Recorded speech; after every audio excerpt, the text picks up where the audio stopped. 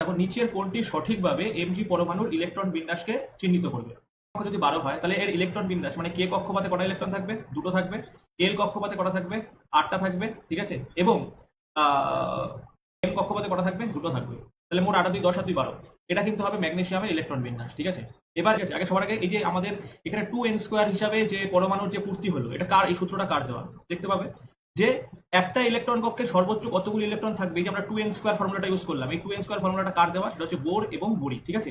তাহলে তোমাদেরকে যদি বলা হয় 2n² এই ফর্মুলাটা কার দেওয়া, যেটার উপরে বেস করে তোমরা এই কোশ্চেনটা সলভ করলে, সেটা কি হবে? বোর বরি হবে, ঠিক আছে।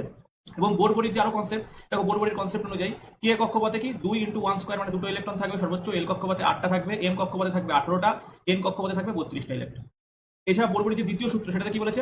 সর্ববহিস্থ কক্ষপথে সর্বোচ্চ কটা ইলেকট্রন থাকবে? 8টা ইলেকট্রন। তাহলে তোমাদের যদি কখনো কোশ্চেন করা হয় যে সর্ববহিস্থ কক্ষপথে সর্বোচ্চ কটা ইলেকট্রন থাকতে পারে, সেটা হচ্ছে 8টা ইলেকট্রন থাকতে পারে। এবং এই কনসেপ্টটি কার? বোর বরির কনসেপ্ট।